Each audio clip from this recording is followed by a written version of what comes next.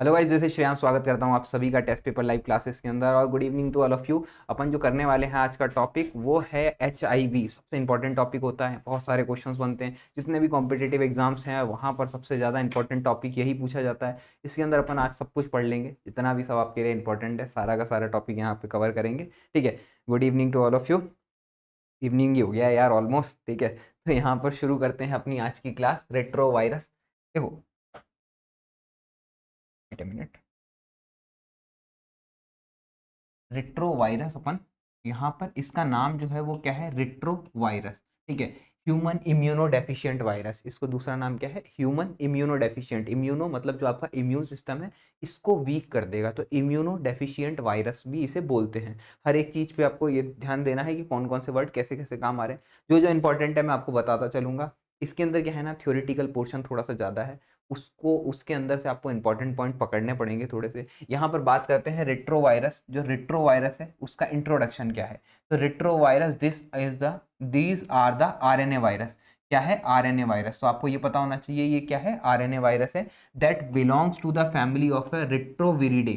तो आखिरी में विरिडी लगता है तो अपन को पता होता है क्या है, फैमिली है। कोई से भी वायरस की फैमिली बनानी है आखिरी में लगा दो विरिडे, आगे उसी का नाम। ठीक है, तो जैसे आपका सरनेम लगता है ना तो पता चल जाता है, जैसे भारद्वाज है, मेरे भाई के भी भारद्वाज लगने वाला है, वैसे ही आगे सिर्फ मेरा नाम और उसके पीछे जो भी लगा दिया वो फैमिली। तो वैसे ही याद रखना, विरिडी जो है वायरस के लिए सरनेम चलता है। ठीक, अब बात करते हैं यहाँ पर these members of this family possess this in. इस फैमिली के अंदर क्या रहता है, रिवर्स ट्रांसक्रिप्टेज एंजाइम। यहाँ पर क्या है, ये सबसे इंपॉर्टेंट चीज है, रिवर्स ट्रांसक्रिप्टेड एंजाइम। यहाँ पर क्या होता है, बाकी सारे वायरस जिनमें थे उनके अंदर क्या था, डीएनए डिपेंडेंट डीएनए पॉलीमर। ठीक है, या अगर जो जो आरएनए वायरस थे उनके अंदर क्या था, आरएनए डिपेंडेंट आरएनए पॉलीमर। लेकिन यहाँ पर थोड़ा सा उल्टा है। यहाँ पर क्या होता है, आरएनए डायरेक्टेड डीएनए पॉलीमरेज। यहाँ पर क्या होगा, आरएनए डायरेक्टेड डीएनए पॉलीमरेज। तो ये थोड़ा सा ध्यान रख लेना। बात करें यहाँ पर, this enzyme presence in A DNA copy of the RNA genomes of host. यहाँ पर होता क्या है कि आपका उल्टा रिवर्स ट्रांसक्रिप्शन हो जाता है। जैसे अगर आपसे बात करी जाए रिवर्स ट्रांसक्रिप्शन क्या है, डीएनए से आरएनए बनने का प्रोसीजर है। डीएनए से क्या प्रोसीजर है, आरएनए बनने का। लेकिन आरएनए से अगर डीएनए बन जाए, ठीक है, हाँ, आरएनए से अगर डीएनए बन जाए तो इसको क्या बोलेंगे, रिवर्स ट्रांसक्रिप्शन। वो ट्रांसक्रिप्शन का प्रोसेस था, अब ट्रांसक्रिप्शन का उल्टा प्रोसीजर हो गया तो उसको क्या बोलते हैं, रिवर्स ट्रांसक्रिप्टेज। तो यही चीज आपको थोड़ा सा याद रखना पड़ेगा, क्योंकि इंपॉर्टेंट चीज़ है, ये इंपॉर्टेंट है रिवर्स ट्रांसक्रिप्टेज के लिए। यहाँ पर आपसे पूछा जाता है कि आरएनए वायरस कौन सा है, तो उसके अंदर HIV एक ऑप्शन हो तो आपको बहुत आसानी से मिल जाएगा।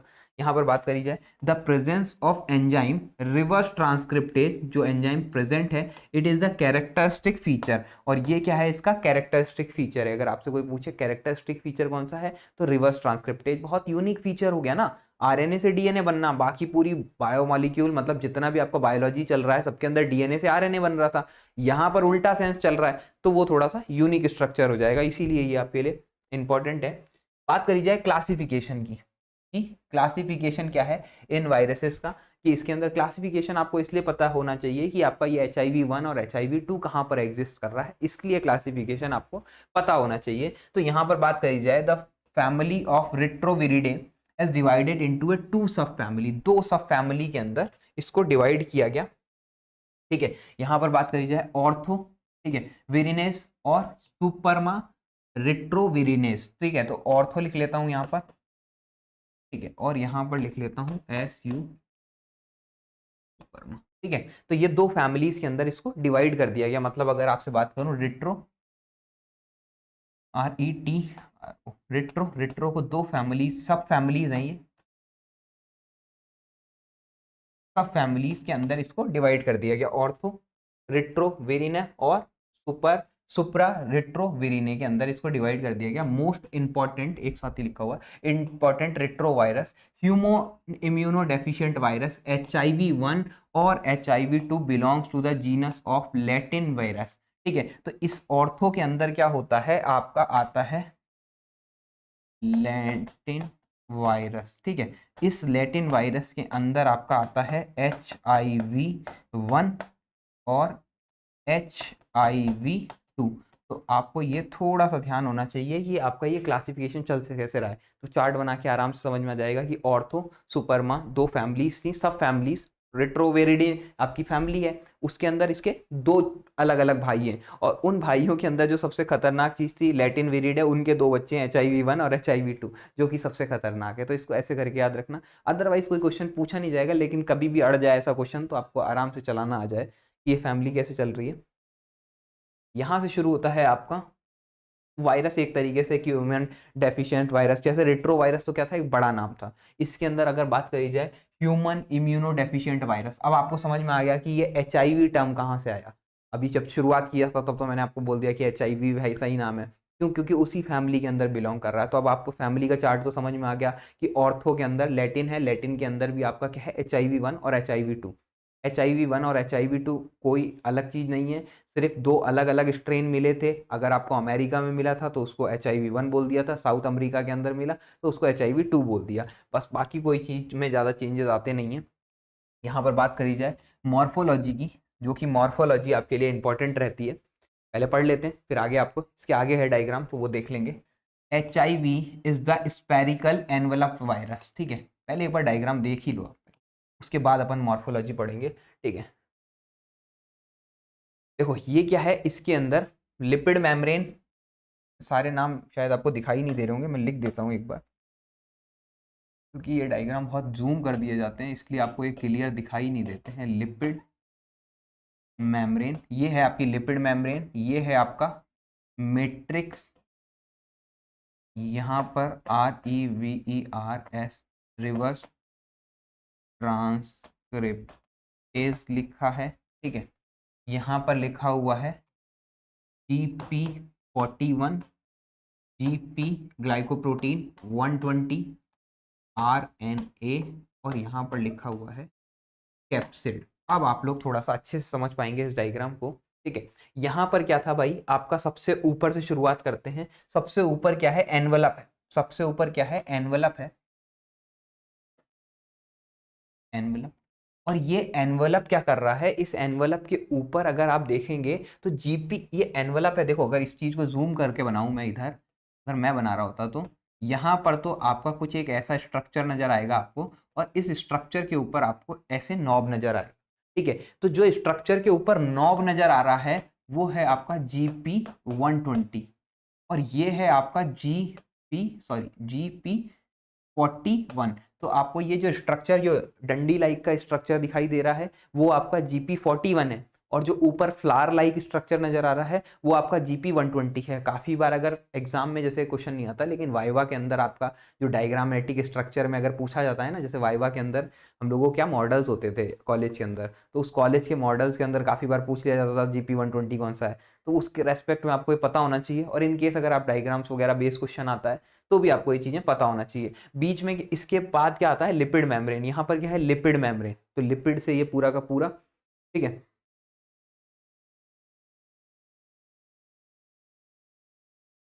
ठीक है, क्लास चली रही है, अगर मतलब इनको मैसेज करके बता दो कि वापस से क्लास बैक करके ऑन कर लें, ठीक है। तो यहाँ पर शायद मैसेज ही दिख रहे हो इसलिए। जीपी का मतलब है ग्लाइकोप्रोटीन, जीपी का मतलब है ये ग्लाइको प्रोटीन, ठीक है। तो ये प्रोटीन इन नेचर के हैं, ठीक है। तो यहाँ पर अपन बात कर रहे हैं एनवलप, एनवलप के नीचे आती है लिपिड की मेम्ब्रेन, लिपिड की मेम्ब्रेन के बाद आता है मैट्रिक्स, मैट्रिक्स के अंदर आपका कोर स्ट्रक्चर बनता है जो बना रहा रहता है कैप्सिड। एनवलप के नीचे अपन ने हमेशा पढ़ा है क्या, कैप्सिड होता है, और कैप्सिड के अंदर क्या आता है आपका RNA आएगा, और RNA के साथ क्या आएगा, रिवर्स ट्रांसक्रिप्टेज। क्यों, RNA के साथ क्या रखा हुआ है, RNA डिपेंडेंट DNA पॉलीमरेज, तो वही चीज आपका यहाँ पर बनाती है रिवर्स ट्रांसक्रिप्टेज, ठीक है। अब अपन मॉर्फोलॉजी को पढ़ सकते हैं आसानी से, होप सो आपको समझ में आ गया होगा, अदरवाइज यहाँ पर कंप्लीट कर लेंगे जो भी चीज रह रही है। तो यहाँ पर बात हो रही है कि HIV is the spherical virus, एकदम गोल वायरस है, तो ठीक है स्ट्रक्चर बनाते जाओ, ये स्पेरिकल वायरस है, अबाउट 90 से 1020 नैनोमीटर। तो अगर इसका डायमीटर की बात करूं मैं तो 90 से लेकर 120 नैनोमीटर का होता है। याद कैसे रह जाएगा, अपन सबसे ज्यादा क्या पढ़ते हैं, HIV और RBC। अगर आप देखोगे हेमेटोलॉजी के अंदर RBC पढ़ते हैं, और RBC का लाइफ स्पैन भी 90 से 120 दिन का लिखा जाता है। तो उसके ही साथ याद रख लेना कि नैनोमीटर जब भी लगा दोगे आप डायमीटर में तो HIV बन जाएगा आपका, ठीक है। ठीक है, चलते हैं यहाँ पर अगली लाइन के ऊपर। It connects with the two identical copy of a single standard. यहाँ पर क्या होता है, सिंगल स्टैंडर्ड है, single standard positive sense RNA genome. तो यहाँ पर क्या है, सिंगल स्टैंडर्ड आरएनए है, आरएनए। और ये पॉजिटिव सेंस का मतलब क्या होता है कि ये आपका क्लॉकवाइज ही रोटेट करेगा, ठीक है। इनको बोल दो एक बार बैक कर लें और दोबारा से ऐप के अंदर आ जाएं तो चल जाएगी, बिकॉज मैं मैसेज टाइप नहीं कर पाऊंगा, टाइम लग जाएगा, ठीक है। यहाँ पर बात करते हैं अगले लाइन की। आपको समझ में आ गया, single standard positive sense RNA. Positive sense क्या होता है, क्लॉकवाइज कॉइलिंग, और नेगेटिव सेंस क्या होगा, एंटी क्लॉकवाइज कॉइलिंग। तो वही चीज़ है। It associated with the viral RNA. Associate किसके साथ है, रिवर्स ट्रांसक्रिप्टेज एंजाइम। वो आपको डायग्राम में दिख रहा है, रिवर्स ट्रांसक्रिप्टेज एंजाइम। यहाँ पर बात करते हैं अगली लाइन की। The virus core is surrounded by the nucleocapsid. और जो वायरस का कोर है, कोर क्या होता है, जहां पर आपका न्यूक्लियर मटेरियल रखा उसके ऊपर का कवर कोर है, वो nucleocapsid is composed of the protein, protein का बना हुआ है, एंड द वायरस कंटेनिंग है लिपोप्रोटीन एनवेलप। लिपोप्रोटीन का एनवेलप है। देखो लिपोप्रोटीन क्या होते हैं आपके, ज्यादातर ये चीज जो है यहाँ पर लिपोप्रोटीन के जितने भी वायरसेस के अंदर एनवेलप आप पढ़ेंगे वो सारे के सारे, जैसे रेबीज का भी जो होता है लिपोप्रोटीन का ही एनवेलप बना हुआ होता है, अभी याद आ गया तो बता दिया। तो आप वहां पर देखेंगे लिपोप्रोटीन के जो एनवेलप होते हैं वो lipoprotein dissolve in A detergent या साबुन के अंदर, तो ये साबुन से आसानी से किल हो जाएंगे। जितने भी आपके वायरसेस जो हैं वो जो लिपोप्रोटीन के बने हुए हैं वो सारे के सारे क्या करेंगे, अगर उन पे साबुन डाल दिया आपने तो वो साबुन के रेस्पेक्ट में मर जाएंगे, क्योंकि लिपोप्रोटीन जो होता है वो डिजोल्व हो जाएगा कहाँ पर, सोप के अंदर, ठीक। अब बात करते हैं अगली चीज की। तो याद रख लेना, आगे कनेक्ट करने के काम आएगा जब अपन लोग रेजिस्टेंस की बात कर रहे होंगे तब। The major virus coat envelope of a glycoprotein, ये जो लिखा हुआ है glycoprotein, the projected spikes on the surface is anchoring the transmembrane pedicles. Pedicles क्या होते हैं, वो जो ऊपर झुंझुना जो होता है ना, उसी को बोलते हैं, ठीक है। These spikes to bind with the CD4 receptors on the susceptible host. अब देखो ये होता क्या है, यहाँ पर ये जो लाइन लिखी हुई है, ये लाइन क्या कह रही है कि जैसे आपकी बॉडी के अंदर क्या है, एक CD4 सेल है। ये कौन सी सेल है, CD4 सेल। CD4 सेल के ऊपर अपने ऑटोमेट रिसेप्टर बने हुए हैं, ठीक है। तो जैसे ही यहाँ पर क्या होता है, आपका ये वायरस आता है, ये वायरस कौन सा है आपका, HIV वायरस। HIV वायरस का जो ये आपका 41 है, और यहाँ पर क्या है आपके पेडिसल्स GP120 है। तो GP120 जो होता है, 41 क्या करता है, 41 यहाँ पर देखो, जो आपका 41 है वो यहाँ पर धसा हुआ है, और आपका जो GP120 है वो ऐसे निकला हुआ है। तो 41 क्या करता है आपके, इसको क्या करता है, एनहांस कर देता है आगे की तरफ बढ़ा के, और GP120 को इसके ऊपर CD4 सेल के ऊपर रिसेप्टर जो होता है ना, ये CD4 सेल का रिसेप्टर है, सेल रिसेप्टर, इसके ऊपर अटैच करवाता है। तो आपका GP120 अगर हुआ, GP120 अगर आपको ब्लड के अंदर मिल रहा है तो कंफर्म मान लेना कि CD4 सेल के साथ ही ऐसे अटैच हो गया होगा। सपोज मानना ये मेरा हाथ है, इसके साथ साथ ये लगे हुए हैं पेडिकल, और ये आपका CD4 के रिसेप्टर है। तो ये ऐसे ऊपर की तरफ वायरस ब्लड के अंदर घूम रहा है, CD4 ब्लड के अंदर है, दोनों की दोनों सेल जैसे ही अटैच होंगी ये यहाँ पर कनेक्ट हो जाएगा, ठीक है। अब GP120 जो होगा वो इसके साथ साथ पूरे के पूरे वायरस को होल्ड करके इसकी बॉडी पे बैठा लेगा, और उसके बाद जो होगा वायरस का जो जेनेटिक मटेरियल है पूरा का पूरा पेनिट्रेट कर लगते हैं CD4 सेल के अंदर। मैकेनिज्म बड़ा होता है, अदरवाइज आपको थोड़ा सा पता होना चाहिए कि the major virus coat envelope with the glycoprotein and projected spike on the surface anchoring the transmembrane pedicles. और एंकरिंग क्या करते हैं, मतलब ऊपर की तरफ लटके हुए होते हैं, एंकर का काम करते हैं। एंकर जैसे एंकर लंगर जो होता है जहाज के अंदर, वो ऐसे ही तो अटकता है जाके जमीन पे, तो वैसे के वैसे ये CD4 सेल के ऊपर जाके अटक जाते हैं। ये डायग्राम थोड़ा सा क्लियर नहीं है, अदरवाइज आप लोग थोड़ा अच्छा और डायग्राम देख लेना, ठीक है। बाकी इसके अंदर जो लिखी हुई चीजें हैं वो सब आपके लिए इंपॉर्टेंट हैं, तो वो थोड़ा सा, ठीक है। अब बात करी जाए यहाँ पर जीन्स प्रोड्यूस बाय HIV। अब यहाँ पर क्या होता है, कुछ जीन्स प्रोड्यूस करता है जो कि आपके एंटीजन जिन्हें बोल सकते हैं। आपसे ज्यादातर पूछे जाते हैं कि आपका जो जीन है वो क्या, कौन कौन से एंटीजन प्रोड्यूस कर रहा है, ठीक है। अलग अलग जीन अलग अलग एंटीजन प्रोड्यूस कर रहे हैं। तो जो कोर होगा, कोर एंटीजन कौन सा होगा, ज्यादातर आपसे जो क्वेश्चन पूछा जाता है कोडिंग ऑफ HIV एंटीजन, कि कोर एंटीजन जो है वो कौन सा आपका एंटीजन प्रोड्यूस करेगा, सॉरी, ठीक है। कोर एंटीजन का कौन सा नंबर का एंटीजन होगा, तो यहाँ पर बात करी जाए P24 जो होगा वो कोर के लिए होगा। सेल का एंटीजन क्या होगा, P15, प्रोटीन 15, 55, 18 ये न्यूक्लियोकैप्सिड के प्रोटीन है, तो आपको ये थोड़े से याद होने चाहिए। यहाँ पर इंपॉर्टेंट क्या रहता है, मैं वो अंडरलाइन कर देता हूँ। Core antigen P24 is the core antigen, ठीक है। बात करी जाए यहाँ पर एनवेलप एंटीजन, तो एनवेलप एंटीजन के अंदर आपके दोनों के दोनों आते हैं,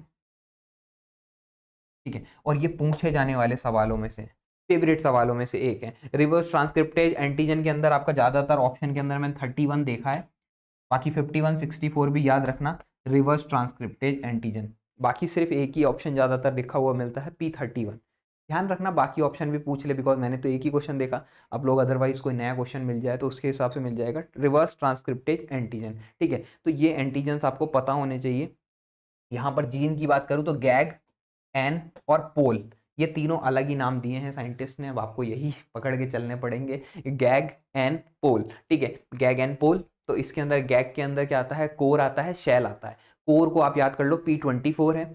एनवेलप के अंदर आपको पता है एनवेलप के ऊपर क्या है, P24 भी आपको याद रहेगा कि कोर के ऊपर P24 है, एनवेलप के ऊपर ग्लाइकोप्रोटीन मेरा 120 है और 41 है, ठीक है। और रिवर्स ट्रांसक्रिप्टेज के अंदर क्या होगा, देखो कैसे याद करना है, रिवर्स ट्रांसक्रिप्टेज 3 और 4, ठीक है, 5 और 6, तो 3 के आगे 1 लगा देना, ठीक है। तो यहाँ पर क्या होगा, 1 लग जाएगा, तो यहाँ पर क्या होगा, 3 और 4, 1 1 लगा देना, 5 और 6, और उसके बाद 1 1 लगा के आराम से काम चल जाएगा। 3 4, जैसे कि 3 4 5 6, और बीच में क्या होता है, अपन डेट के लिए 1 1 को स्लैश मारते हैं ना, वैसे का वैसे स्लैश कर लेना, अदरवाइज याद हो जाए तो हो जाए, नहीं तो कोई दिक्कत नहीं है, उससे आपको इतना कन्फ्यूजन होगा नहीं। बस आपको याद क्या रखना है, 24 याद रख लेना, GP120 याद रख लेना, 41 याद रख लेना, तीनों बहुत इंपॉर्टेंट है। आप लोगों ने शायद क्वेश्चन बहुत सारे देख भी लिए होंगे, अदरवाइज आप देखने वाले होंगे, ठीक है। यहाँ पर बात करते हैं रेजिस्टेंस की। रेजिस्टेंस बहुत इंपॉर्टेंट हो गया, क्योंकि देखो वायरस, जो वायरस बहुत ट्रेंडिंग में है, ट्रेंडिंग के अंदर HIV वायरस बहुत ज़्यादा रहने वाला है, तो उसका ही आपको पता होना चाहिए कि उसको रेजिस्टेंस, उसको मारोगे कैसे, ठीक है। उसको मारने के लिए आप क्या क्या चीज़ें यूज़ करोगे, तो यहाँ पर सबसे पहली पॉइंट है टेम्परेचर, कि आप कौन सा टेम्परेचर पे उसकी किलिंग हो जाएगी। तो यहाँ पर बात करी जाए, HIV is the thermolabile, labile का मतलब क्या होता है, वीक, ठीक है।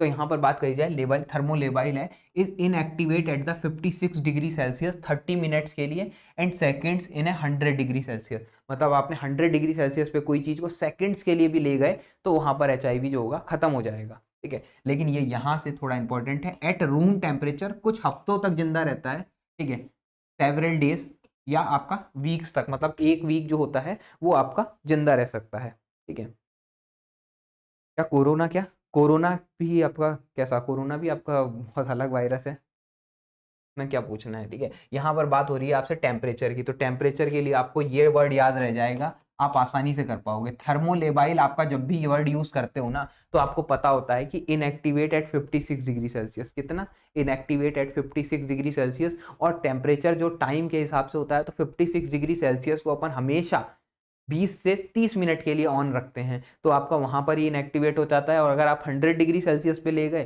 तो फिर तो सेकेंड्स के अंदर किलिंग हो जाएगी।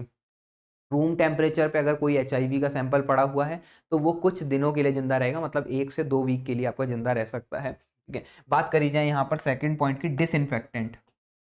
डिसइंफेक्टेंट कौन सा यूज करोगे, तो डिसइंफेक्टेंट की बात करी जाए, it inactivate in 10 minutes by the treatment of 35% isopropyl alcohol, ठीक है, या आपका 70% एल्कोहल। तो यहाँ पर 70% एल्कोहल जैसे यूज करते हो तो ये जो टाइम होता है 10 मिनट का, ये आपका कम हो जाता है, ये टाइम जो होगा वो आपका कम हो जाएगा, ठीक है। तो 70% इथेनॉल के अंदर जो आपको टाइम लगता है वो लगभग 1 मिनट का लगता है, 1 से 2 मिनट के अंदर 70% एल्कोहल के अंदर किल हो जाता है। या बात करी जाए 5% लाइजॉल यूज कर लो, 2% फ्रेशली प्रिपेयर्ड आपका ग्लूट्रल एल्डिहाइड, ग्लूट्रल एल्डिहाइड हमेशा फ्रेशली प्रिपेयर्ड ही यूज कर रहे होते हैं, इसलिए लिखा हुआ है यहाँ पर 2% फ्रेशली प्रिपेयर्ड, या 0.5% सोडियम हाइपोक्लोराइड, नहीं तो इसको 1% कर लेना, ठीक है, 0.5 ही रहेगा, नहीं तो ये क्या होता है 1%, 0.5, अदरवाइज यहाँ पर लिख देता हूँ 1%, ठीक है। 1% भी आप यूज करते हो और 0.5 भी करते हो। 0.5 पहले कर रहे थे, अभी आज के टाइम पे जब मैं अपने हॉस्पिटल्स में देखता हूँ तो वो क्या करते हैं, 1% हाइपोक्लोराइड यूज कर रहे होते हैं, इसीलिए बताया। 3% hydrogen peroxide and treatment for the contamination of a medical instrument, 2% of glutaral aldehyde solution is use. तो ये लाइन अलग थोड़ी सी याद कर लेना। ये जो एंडोस्कोप्स वगैरह होते हैं ज़्यादातर एचआईवी के पेशेंट्स में आपको ट्रीट यूज़ करना पड़ेगा। क्यों? क्योंकि उन्हीं के आपके इंटेस्टाइनल के अंदर कोई भी डिसएबनॉर्मेलिटीज़ हो सकती है या और भी कहीं पे भी डिसएबनॉर्मेलिटी होगी, तो आपको यूज़ क्या करना पड़ेगा, सिस्टोस्कोप्स वगैरह, ब्रोंकोस्कोप या कोई सा भी आपका इंस्ट्रूमेंट यूज़ करोगे तो वहाँ पर क्या यूज़ करते हैं, 2% ग्लूट्रल एल्डिहाइड, ठीक है, 2% ग्लूट्रल एल्डिहाइड का सॉल्यूशन यूज़ करते हैं, जिससे आपको क्लीनिंग करनी पड़ेगी। अदरवाइज आपको यहाँ पर जो याद रखना है, 2-4 चीज़ें याद रख लो बस, सिर्फ 70% इथेनॉल याद कर लो, ठीक है, और आपका सोडियम हाइपोक्लोराइड 1% याद कर लो, हाइड्रोजन परऑक्साइड अपन इतना आपको ये काम तो करेगा, लेकिन क्या होता है ना, 3% हाइड्रोजन परऑक्साइड आप यूज़ कर सकते हो, और यहाँ पर ग्लूट्रल एल्डिहाइड तो आपने नीचे लिख ही लिया। 3-4 चीज़ें हैं, खत्म हो जाएगा। बात करते हैं यहाँ पर थर्ड पॉइंट की, डिटर्जेंट्स की, जो अभी मैं आपको पहले भी बता रहा था, ठीक है, इसको थोड़ा ध्यान से देख लेना। Because the presence of lipid membrane, यहाँ पर क्या होता है, लिपिड मेम्ब्रेन प्रेजेंट है, it highly susceptible to detergent, मतलब क्या होगा, डिटर्जेंट अगर टच हो जाएगा तो लिपिड मेम्ब्रेन क्या होती है, लाइस हो जाती है, और लाइस होने के कारण आपका वायरस जो होगा पूरा का पूरा डिस्ट्रॉय हो जाएगा। Therefore washing with the detergent it adequate for decontaminated cloth and house utensil, तो आपके बर्तन मांजने से, कपड़े धोने से एचआईवी वायरस क्या होगा, पूरी तरीके से क्लीन हो जाएगा। तो आपका जो एप्रन वगैरह है, जो आप लैब कोट पहन के घूम रहे हो, वो भी आपको अगर क्लीन करना है तो क्या यूज़ करना पड़ेगा, आपको डिटर्जेंट्स यूज़ करने पड़ेंगे। डिटर्जेंट के अंदर सोक करके रख दो 10 से 15 मिनट के लिए, उसके बाद आप क्लीनिंग करो। और वैसे भी आपको तो पता होगा, आप अपना एप्रन आइसोलेट अलग ही धोते हो, ठीक है, जब भी एप्रन हॉस्पिटल से आते हैं तो एप्रन अलग धुलता है, बाकी फिर अपन अलग से अपने जो कपड़े हैं वो अलग धोते हैं, क्योंकि एप्रन जो है सबसे ज़्यादा कंटेमिनेटेड है, तो उसको डिटर्जेंट के अंदर सोक करके रखा जाता है। बात करते हैं, देखो आपको रेजिस्टेंस भी समझ में आ गया, आपको मॉर्फोलॉजी भी समझ में आ गई होगी, बहुत आसानी थी, ठीक है। यहाँ पर बात करें मोड ऑफ ट्रांसमिशन की। मोड ऑफ ट्रांसमिशन क्या है, कि फैलता कैसे। अभी तक सारे जायज़ क्वेश्चन हैं आपके। मॉर्फोलॉजी से आपको क्वेश्चन आता है कि एचआईवी कैसा है, एनवेलप कहाँ था, कैप्सिड क्या था, कौन सा आरएनए वायरस है या डीएनए वायरस है, ये सारे क्वेश्चंस आपके देखे हुए हैं। उसके बाद आपको ये भी पता है कि आप किलिंग कैसे करोगे। 2% ग्लूट्रल एल्डिहाइड जब भी लिखा होता है तो ज़्यादातर क्वेश्चंस के अंदर ये लिखा होता है कि पेशेंट सफर्ड विद एचआईवी, ठीक है, तो आपको पता चल गया कि 2% ग्लूट्रल एल्डिहाइड यूज़ करोगे। अब बात करते हैं कि ये फैल कैसे रहा है, स्प्रेडिंग कैसे हो रही है एचआईवी की, और आज के टाइम पे इतनी स्प्रेडिंग कैसे हो रही है, तो इसके बारे में भी अपन बात करेंगे। यहाँ पर बात करी जाए mode of transmission. Mode of transmission के अंदर बात करें, देयर आर द 3 मोड्स। यहाँ पर क्या है, 3 मोड्स हैं ऑफ ट्रांसमिशन, फैलने के, ठीक है। सबसे पहला है सेक्सुअल कॉन्टैक्ट। अब ये 3 जो है बड़े फेवरेट्स में से हैं। एचआईवी की मेडिसिन नहीं है, ठीक है, एचआईवी की मेडिसिन नहीं है, लेकिन अगर आपको डिटेक्ट हो गया कि एचआईवी आपको है, तो उसको क्या करा जा सकता है, उसी स्टेज पे रोका जा सकता है। अगर एक बार बॉडी के अंदर आ गया तो फिर उसको निकाला नहीं जा सकता बॉडी से, ठीक है। तो यहाँ पर बात करी जाए, there is the 3 mode of transmission, sexual contact, parental, ठीक है, और पेरीनेटल। पेरेंटल होता है जो ब्लड से हो रहा है, और पेरीनेटल, ठीक है, पेरी, PERI, जब भी पेरीनेटल बनता है, नेटल्स का मतलब बर्थ है, ठीक है, तो यहाँ पर ये क्या होता है, मदर से जो बेबी के अंदर हो रहा है। ये आपको शायद याद हो जाएगा कि नेटल का मीन्स बर्थ वाला सीन है, तो उसको आप मदर से बेबी याद कर लेना। शायद कल किसी को कंफ्यूजन था, इसीलिए ये चीज़ बता रहा हूँ, ठीक है, अदरवाइज तो आपको शायद आता ही होगा। यहाँ पर बात करी जाए सेक्सुअल कॉन्टैक्ट।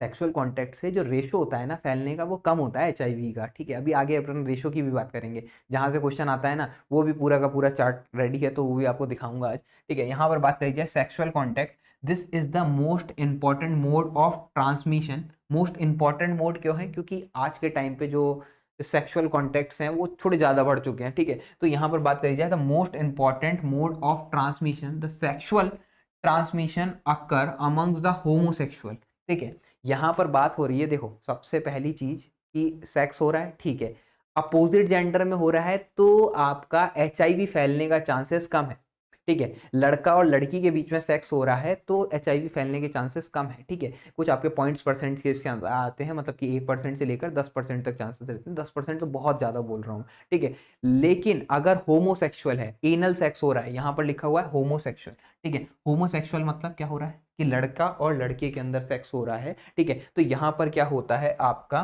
ज़्यादा चांसेस होते हैं। अगर एनल सेक्स होगा, लड़के और लड़के के बीच में क्या होगा, एनल सेक्स होगा, और एनल सेक्स के अंदर क्या होता है, ब्लडिंग के जो चांसेस होते हैं, मतलब जो ब्लीडिंग हो रही होती है उसके चांसेस ज़्यादा हैं। तो वहाँ पर क्या होता है, आपका ब्लड फैक्टर भी आ गया, आपका सेक्स फैक्टर भी आ गया, तो इसलिए क्या हो रहा है, यहाँ पर फैलने के चांसेस ज़्यादा हैं। एज वेल एज हेट्रोसेक्सुअल, मतलब कि अपोजिट जेंडर के बीच में अगर सेक्स हो रहा है तो जो आपका HIV है उसके फैलने के चांसेस कम है। अब ये नहीं है कि सर ने कह दिया HIV नहीं फैलेगा तो मतलब अपन कुछ भी कर सकते हैं, नहीं भाई, फैलता है, ठीक है। और 0.1% में भी अगर आप आ गए तो आपकी जान खतरे में आ जाएगी, इसलिए 0.1% को भी मान के चलो 100% और प्रोटेक्शन पूरा यूज करने का, ठीक है। तो यहाँ पर बात करी जाए, HIV has been isolated from semen, आपका जो सेक्स के अंदर आ रहा है तो क्यों आ रहा है, सीमेन के अंदर आता है, वेजाइना के अंदर होता है, ठीक है। HIV को कहाँ कहाँ से आइसोलेट कर सकते हो, अब सपोज मानो कि आपके सीमेन के अंदर था, आपने इजैकुलेट कर दिया, मतलब कि क्या, फीमेल के अंदर, तो वहां पर क्या हुआ, HIV चला गया ना, सीमेन से HIV फीमेल के अंदर चला गया, तो HIV वहां पर चला गया, ठीक है। अब बात करते हैं कि वो क्या था, फीमेल के अंदर था, ठीक है, फीमेल के अंदर था, तो फीमेल की वेजाइनल फ्लूइड क्या होगा, आपके पेनिस के ऊपर लगेगा, तो वहां से आपकी बॉडी के अंदर आ जाएगा, सर्वाइकल सीक्रेशन से भी आपके आ सकता है, ठीक है। यहाँ पर बात करी जाए breast milk, breast milk is the important this transmission, और ब्रेस्ट मिल्क से क्या होता है, बच्चे के अंदर भी जा सकता है, ठीक। तो यहाँ पर बात करी जाए, the risk of acquired HIV enhance genital ulcer, और ज़्यादातर क्या होता है, जेनाइटल अल्सर्स जो होते हैं वो हो जाते हैं HIV के अंदर, ठीक है। तो आपका जो जेनाइटल एरिया है ड्यूरिंग द सेक्स, आपको ध्यान रखना चाहिए कि जेनाइटल एरिया पे कोई भी अल्सर वगैरह नहीं होना चाहिए, तब आपका जो सेक्स होगा वो सेफ होगा। इन केस अगर कोई भी अल्सर है तो प्लीज़ आप उसको पहले ट्रीट कर लें, नहीं तो आप प्रोटेक्शन पूरा का पूरा रखें, ठीक है। Genital ulcer is prevent the syphilis और कैंक्रोइड्स, अदर डिजीज भी हो सकती हैं। Risk is also a great enhance of A sexual parent more than the one. अब यहाँ पर क्या होता है, मतलब जब भी आपके पार्टनर, सॉरी यहाँ पर पेरेंट पढ़ा मैंने, पार्टनर, सेक्सुअल पार्टनर जो होंगे, अगर आपका एक ही पार्टनर है तो वहाँ पर तो कोई रिस्क ही नहीं है, एक पार्टनर के पास तो कोई रिस्क नहीं है, बिकॉज पास उस पार्टनर को पहले से आप लोग HIV टेस्ट करवा लोगे तो आपको पहले से ही पता होगा, ठीक है। लेकिन अदरवाइज अगर मल्टीपल पार्टनर हैं तो चांस बढ़ जाएगा, मल्टीपल पार्टनर्स हैं तो आपको पता नहीं है ना, आप सपोज मानो कि, मतलब बताना नहीं चाहिए, लेकिन अगर सपोज मानो कि अगर आप हर हफ्ते पार्टनर आपका चेंज हो रहा है, ठीक है, यही तो मतलब क्या हो रहा है ना, आज के टाइम पे मैं जो बता रहा था प्रॉब्लम क्या है, पहले टाइम पे क्या होता था, पार्टनर एक ही है, ठीक है। आज के टाइम पे क्या हो रहा है, पार्टनर स्विच हो रहे हैं, ठीक है। तो अब वन नाइट स्टैंड वाला सिचुएशन आ रहा है, पार्टनर चेंज हो रहे हैं, तो यहाँ पर क्या होता है, आपको नहीं पता कौन सा पार्टनर के अंदर HIV है, एक का टेस्ट करवा सकते हो, दो का करवा सकते हो, 10 का थोड़े ना करवा लोगे। और वहां पर अगर ये सिचुएशन आती है, इसीलिए लिख रखा है most important mode of transmission, क्योंकि यहाँ पर ट्रांसमिशन सबसे ज़्यादा होने लगा है, और इस कंडीशन के अंदर कोई सेक्स करते टाइम कोई ये नहीं कहेगा HIV टेस्ट करवाया, नहीं करवाया, तो वो चीज़ तो बात नहीं बनती है ना। यहाँ पर बात करते हैं अगले पॉइंट की, कि पेरीनेटल ट्रांसमिशन कैसे हो रहा है, ठीक है। पेरीनेटल ट्रांसमिशन कैसे हो रहा है, कि अब तो ये चीज़ थोड़ा सा देखो, यहाँ पर ध्यान से देखें, blood after receiving the infected blood transfusion, अगर आपने क्या करा, जैसे HIV के पेशेंट से ब्लड ले लिया तो आपका हो ही जाएगा, ब्लड प्रोडक्ट से हो जाएगा, sharing of a contaminated syringe, ये जो लाइन लिखी हुई है ना, sharing of a contaminated syringe and needles in intravenous drugs abuse और एडिक्शन इनोक्यूलेट, ठीक है, एक्सीडेंटल इनोक्यूलेट, ठीक। तो यहाँ पर एक्सीडेंटल इनोक्यूलेट तो मात्र 0.1% के लिए लिखा हुआ है, वो भी आप और मेरी बात हो रही है, ठीक है। आप और मेरी बात ऐसे हो रही है कि अपन बाई चांस HIV पेशेंट के साथ काम कर रहे थे और थोड़ी हड़बड़ाहट में आपके निडल लग गई, अगर आपके वो नीडल लग गई और आपने उसको कैजुअली लिया कि ठीक है इसको HIV नहीं होगा, जाने देते हैं, बाद में HIV पॉजिटिव हो जाते हो तो आप भी HIV पॉजिटिव हो जाओगे। अगर वो नीडल तुरंत ही लगी हुई है तो एक इंजेक्शन आता है, वो आप लोग लगवा सकते हैं, वो इसका एंटी ग्लोबुलिन्स का इंजेक्शन होता है, HIV के लिए आता है, प्रिपेयर रहता है मार्केट में, लेकिन वो पेशेंट पॉजिटिव होना चाहिए। वो पेशेंट अगर पॉजिटिव है तो आपकी बॉडी में वो इंजेक्शन लगेगा और उसके बाद आपको टेस्ट तो करवाने पड़ेंगे, लेकिन आप सिक्योर, आप बच जाओगे, ठीक है, आप बच जाओगे, वहां पर आपका HIV जो होगा वो आपकी बॉडी के अंदर फैलेगा नहीं, वहां पर इम्यूनोग्लोबिन्स के इंजेक्शन लगा के आप बच सकते हो। तो ये तो खैर बात ही अलग हो गई। यहाँ पर बात करी जाए, कोई भी ब्लड प्रोडक्ट अगर आपने विदाउट टेस्टिंग, तो ये आपके हाथ में जिंदगी, जब भी आप ब्लड बैंक के अंदर काम कर रहे हो और एलाइजा लगा रहे हो HIV का, 100% चाहे से आपको एक्यूरेसी मेंटेन करनी पड़े, बिल्कुल ध्यान रखते हुए एलाइजा लगाओ, जिससे क्या हो कि वो आगे फॉरवर्ड ही ना हो, जो HIV का बैग है अगर एलाइजा आपका पॉजिटिव आ रहा है उसको डिस्कार्ड कर दिया जाएगा, तो वो ध्यान से आप बचा सकते हो। लेकिन दिक्कत कहाँ आती है, sharing of contaminated syringe and needle intravenously drug abuse, जितने भी लोग ड्रग्स लेते हैं ना, तो ड्रग्स वाले टाइम पे क्या होता है, जो ड्रग सेल कर रहा होता है या जो भी ड्रग ले रहा होता है, वो क्या होता है, एक ही निडल्स ज़्यादातर यूज़ करते हैं। वहाँ पर क्या होता है कि जो जिस आदमी को नशा है, उसको क्या पता कि निडल चेंज करनी है, उसको क्या पता एचआईवी क्या होता है। वो तो बस उसको तो नशा चाहिए, उसने निडल ली, उसने भी लगा ली, उससे दूसरे वाले ने ले ली, उसने भी लगा ली। तो वहाँ पर ड्रग अब्यूज़ के टाइम पे आपका सेक्स से भी ज़्यादा ड्रग अब्यूज़ जो है, उससे एचआईवी फैलने के चांसेस अब बढ़ रहे हैं। क्यों? क्योंकि ड्रग्स जो हो गया है वो कॉमन है। आप लोगों को ये चीज़ कनेक्ट कर पा रहे होगे आप लोग शायद बहुत आसानी से, क्योंकि आजकल के टाइम पे अगर आप देख रहे हो तो वेब सीरीज़ हैं, पिक्चर्स हैं, जो कि आपको ये चीज़ बहुत अच्छे से दिखाती हैं कि ड्रग अब्यूज़ कितना आराम से हो रहा है। ठीक है, उड़ता पंजाबी चल रहा है यहाँ पर भी।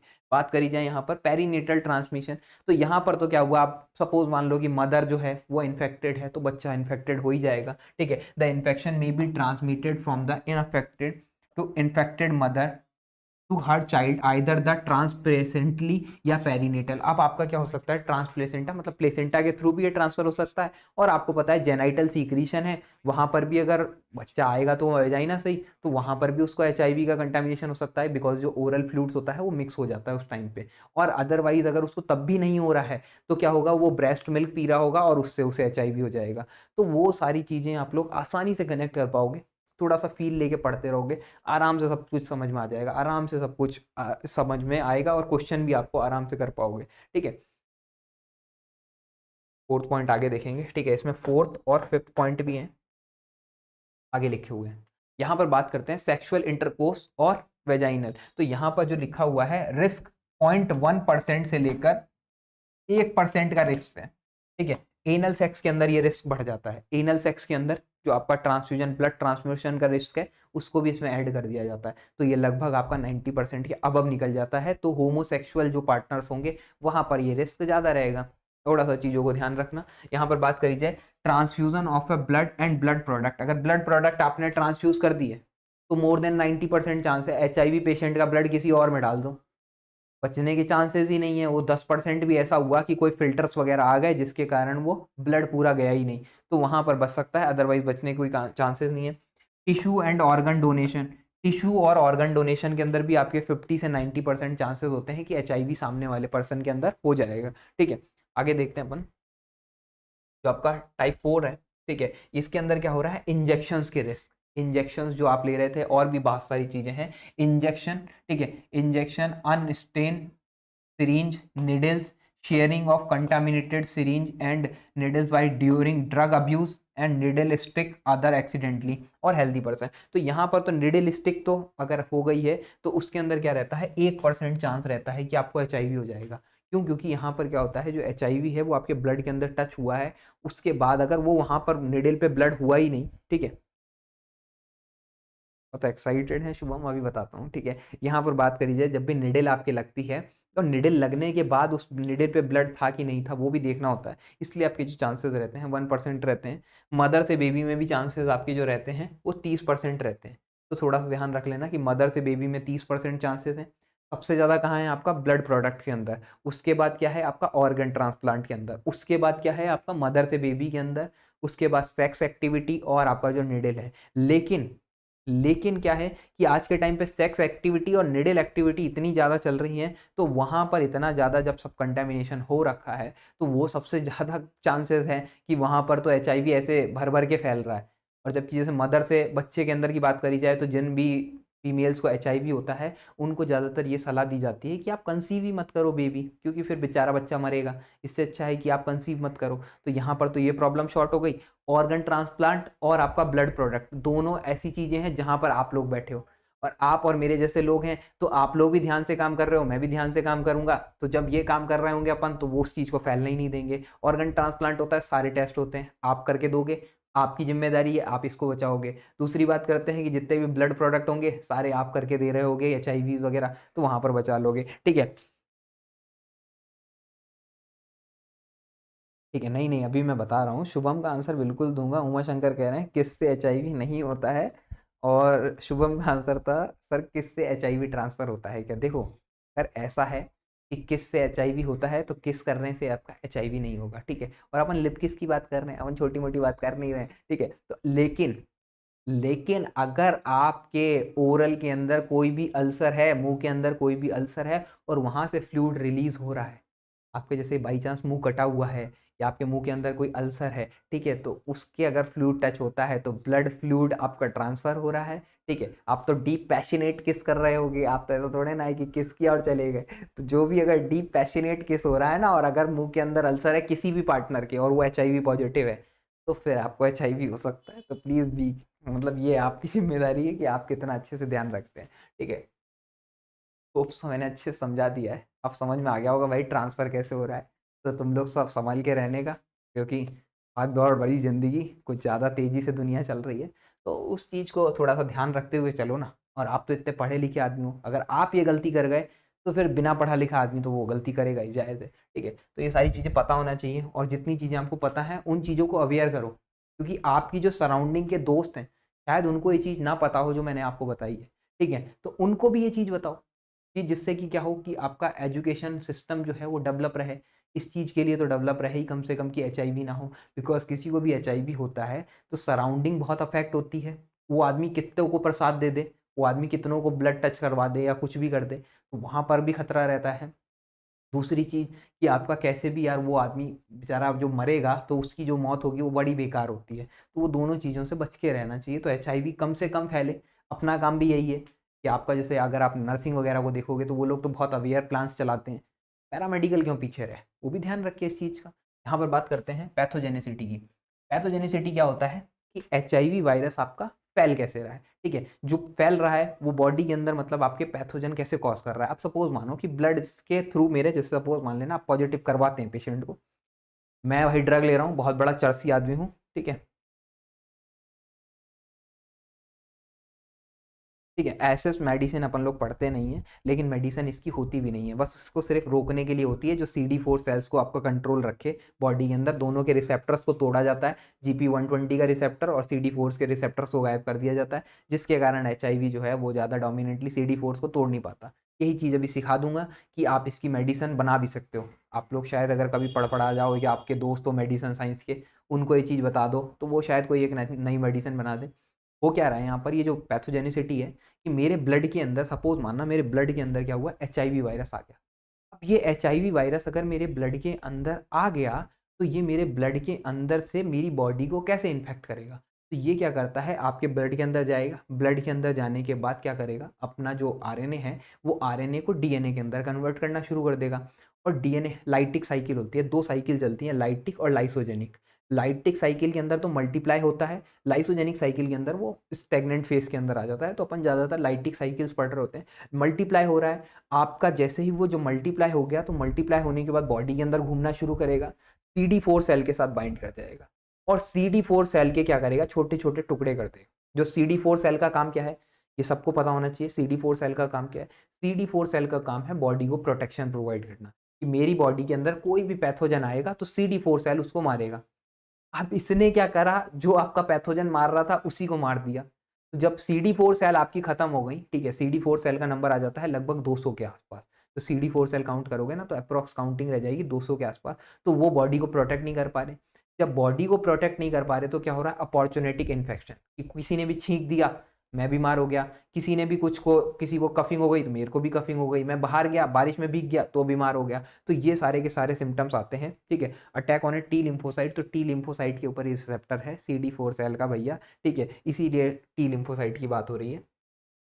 यहाँ पर बात करी जाए अपने, जो CD4 सेल होती है और CD8 सेल होती है वो लिम्फोसाइट में ही होती है, ठीक है, लेकिन उसका रिसेप्टर डिसाइड करता है कि ये CD4 बनेगी या CD8 बनेगी।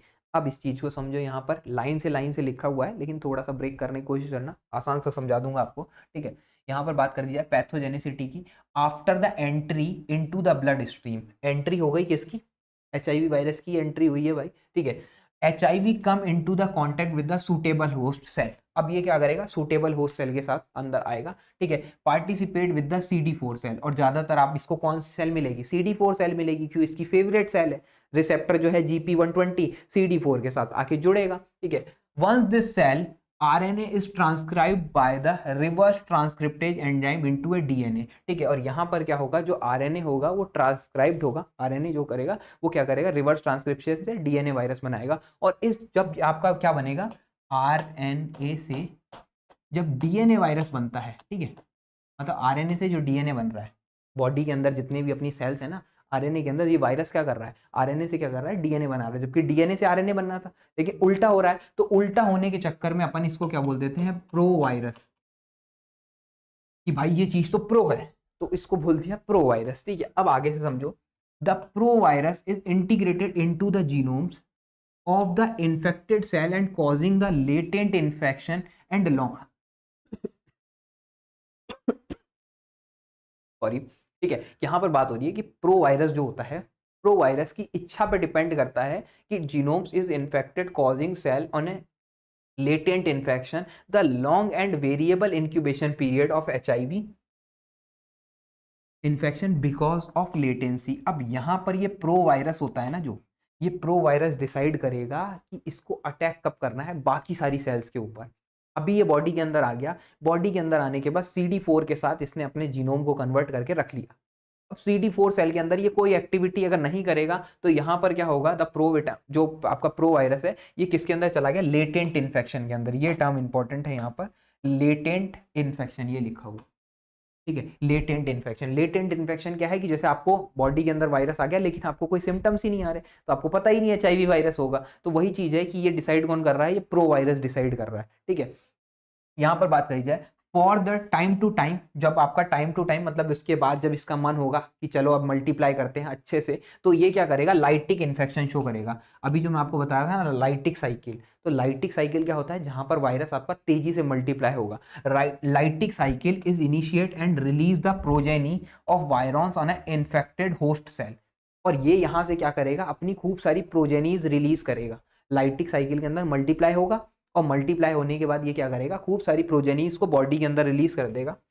एन इन्फेक्टेड पर्सन, और जो इन्फेक्टेड पर्सन होगा, HIV can isolate from the blood, lymphocyte, cell free plasma, cervical secretion, semen, saliva, urine, tears, breast milk, ये सब आपको पता होगा। ठीक है, यहां से आप आराम से निकाल सकते हो क्या, HIV का। आपको जब भी अगर सैंपल चाहिए होगा, इनमें से कोई सा भी सैंपल ले लो, वो आपका HIV का सैंपल होगा। Infection is cause damage the, अब ये लाइन बहुत इंपॉर्टेंट हो जाएगी आपकी, infection is cause damage the T lymphocyte, किसको डैमेज कर रहा है, T लिम्फोसाइट को आपका डैमेज कर रहा है। And T cells is deplete into the number and T4 and T8 ratio. अब आपको ये पता है कि T4 सेल और T8 सेल दो सेल्स होती हैं आपकी बॉडी के अंदर। जैसे ही T8 बढ़ने लगती है तो T4 कहती है भाई कम हो, और T4 बढ़ने लगती है तो T8 बोलती है भाई कम हो, तो दोनों के रेशो आपके इवन चल रहे होते हैं। ठीक है, अब यहाँ पर क्या होता है, हेल्पर सेल और सस्प्रेसर सेल दोनों का रेशो बराबर चल रहा है, ये रेशो उल्टा हो जाता है, 2 रेशो 1 के अंदर होता है, ये रेशो उल्टा हो जाता है। ठीक है, तो यहाँ पर T हेल्प जो T4 सेल है ना, ये T4 सेल को तोड़ देता है, तो T4 सेल टूट जाती है, T8 सेल बढ़ जाती है। ठीक है, the viral infection can suppress the function of an infected cell without causing any structural damage। अब ये यहाँ पर करता क्या है, जो वायरल इन्फेक्टेंट होता है, जो भी इन्फेक्शन रहे, वो क्या करता है, सप्रेस कर देता है function of a infected cell. जो फंक्शन है ना इन्फेक्टेड सेल का, उसको बिल्कुल सप्रेस कर देगा, उसको कम कर देगा, तो वो कोई काम आगे आएगा ही नहीं। और फंक्शन कौन डिसफंक्शन कर रहा है, मतलब T4 सेल के ऊपर वो काम कर रहा था, इसलिए T4 सेल का काम क्या होगा, खराब हो जाएगा। and this lead to markedly damage and effect on the cell mediation of immune response। और इसके कारण क्या हो रहा है, सेल मीडिएटेड जो भी इम्यून रिस्पॉन्स है, जो भी सेल मीडिएटेड इम्यून रिस्पॉन्स था, आपको पता है T लिम्फोसाइट से मेरा चल रहा था, T लिम्फोसाइट सारे खत्म, सेल मीडिएट इम्यूनिटी सारी की सारी खत्म। ठीक है, द अदर फंक्शन कैसे होंगे, monocyte and macrophage is also defect. अब मोनोसाइट और आपका जो मैक्रोफेजेस हैं वो अल्टीमेटली T लिम्फोसाइट्स के साथ ही काम कर रही हैं, तो वो भी क्या करेगा, अफेक्ट करेगा। और यहाँ पर क्या होगा, lack of secretion active fragments of a T lymphocyte. और T जो T4 लिम्फोसाइट इसलिए बोल रहे हैं, CD4 के साथ जब भी लिखा जाता है तो T4 लिम्फोसाइट लिखा जाता है, अदरवाइज CD8 के लिए लिखोगे तो T8 लिम्फोसाइट लिखोगे, ये सप्रेस हो गए। अल्टीमेटली आपका यहाँ पर T4 को सप्रेस कर दिया, T4 सप्रेस होने के बाद मोनोसाइट और मैक्रोफेजेस भी आपके सप्रेस हो जाएंगे। ये सप्रेस हो गए, आपकी बॉडी के अंदर क्या होगा, क्लिनिकल मैनिफेस्टेशन, मतलब क्लिनिकली क्या प्रॉब्लम्स आ रही होगी, HIV infection is mainly due to the failure of immune response. यहाँ पर क्या हो रहा है, T4 गया, इम्यून रिस्पॉन्स करा, this renders the particle susceptibility of a life threatening opportunity. ठीक है, अब यहाँ पर क्या होता है कि आपकी लाइफ थ्रेटनिंग सिचुएशंस बनेंगी कि आपकी जान जा सकती है, ऐसी डिजीज होंगी। सपोज एक छोटा सा जुकाम भी हुआ तो उसको सही करने के लिए तो बॉडी में कोई है नहीं, तो आप उस जुकाम से भी मर सकते हो, ठीक है। अब मानो एक चीज़, जैसे कि मेरी बॉडी के अंदर क्लॉटिंग फैक्टर नहीं है, एक एग्जाम्पल के तौर पे समझना, मेरी बॉडी के अंदर क्लॉटिंग फैक्टर नहीं है, मेरे अगर एक छोटा सा भी कट लग गया ना तो मैं मर जाऊंगा। इतनी छोटी सी चीज़ थी कि मेरे अगर एक पेन से भी कट लग गया ना, मतलब मेरा जो शार्प पेन है, एक फाउंटेन पेन जो यूज़ करता हूँ, आगे से शार्प रहता है, तो अगर उससे भी कट जाए तो यहाँ पर क्या होगा, वो ब्लड बहता रहेगा और आप मर सकते हो। तो वो क्या होता है, लाइफ थ्रेटनिंग, कि आपकी जान जा सकती है इतनी छोटी सी चीज़ से, ठीक है। तो यहाँ पर बात करी जाए ठीक है, यहाँ पर pain, infection and manifestation is determined by the other degenerative neurological lesion and may also sense the AIDS। और यहाँ पर क्या होता है, खूब सारी आपको डिजीज हो जाती है। जब मल्टीपल डिजीज होता है तो उसको सिंड्रोम बोलते हैं, एक्वायर्ड इम्यून डेफिशिएंसी सिंड्रोम, ठीक है। इस may be due to a direct HIV and currently nervous system, और इसके कारण काफ़ी सारे आपकी डिजीजेस होती हैं। रॉयल डिजीज तो वो ब्लड क्लॉट के लिए एग्जांपल बता रहा था कि छोटी सी चीज़ से भी आपकी जान जा सकती है। इतनी थ्योरी देख के डरना नहीं है, बहुत आसान सी चीज़ है, ठीक है। यहाँ पर बात हो रही है कि आपके सिम्टम्स क्या रहेंगे, जो सिम्टम्स नज़र आएंगे ना, वही चीज़ लिखी हुई है ये यहाँ पर। अभी तक तो आपको ये समझ में आ गया कि कैसे चल रहा है। अब बात करते हैं कि सिम्टम्स क्या रहेंगे। तो सिम्टम्स ऑफ HIV इन्फेक्शन जो यहाँ पर होगा, व्हेन द CD4 सेल जो आपका होगा काउंट फॉल डाउन बिलो 400 पर mm क्यूब। ज़्यादातर क्या होता है, मैं यहाँ पर मेंशन कर देता हूँ, 200 से, शायद पीला दिख नहीं रहा हो,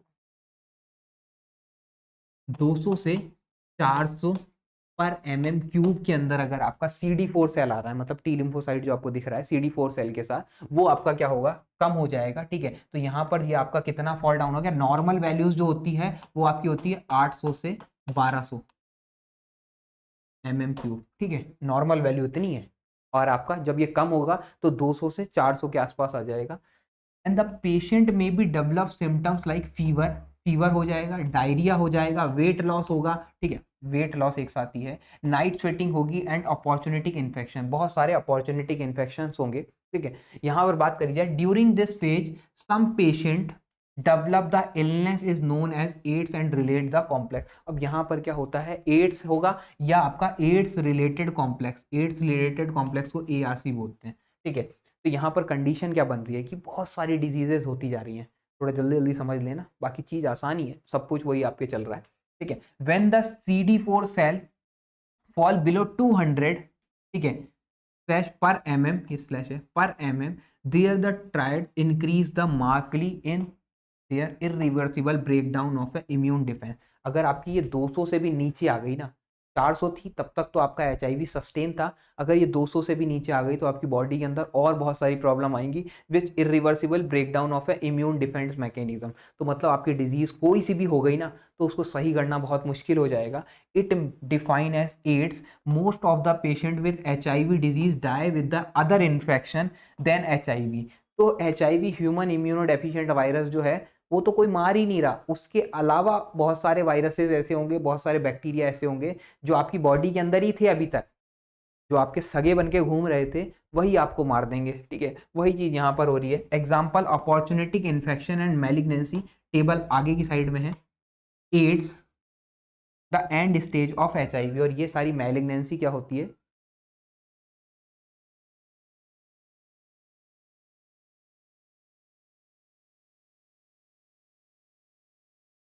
वीडियो में आपका स्पीड का ऑप्शन अवेलेबल हो जाएगा, जब मैं अपलोड हो जाता है उसके बाद आएगा ये ऑप्शन, ठीक है। तो ये सारी चीज़ें यार बहुत आसान है, जो मैं बता रहा हूँ ना ये तो शायद आपके लिए बहुत आसान होंगी, बिकॉज आपको पैथोजेनेसिटी वहाँ पर मैंने आराम से समझाई है, वो चीज़ मैं मान सकता हूँ। यहाँ पर तो आपको सिर्फ मैं ये बता रहा हूँ, देखो अगर पूरी की पूरी समरी सुननी है, क्योंकि लिखी तो मैंने ही है, पूरी समरी सुनने का मतलब क्या है कि आपका जब 400 ल्यूकोसाइट थी, सारी T4 सेल जो आपकी 400 थी, तब तक तो मार्कली चेंजेस रहेंगे, आपको डायरिया होगा, आपको फीवर होगा, आपको हेडेक होगा, आपको छोटी छोटी सी डिजीजेस होती रहेंगी। लेकिन अगर CD4 सेल का काउंट 200 से भी नीचे आ गया तो जो भी डिजीज होगी वो सही नहीं हो पाएगी, वो सही नहीं हो पाएगी तो उसको क्या बोल दिया, एड्स बोल दिया। एड्स के अंदर क्या होता है, acquired immune deficiency syndrome.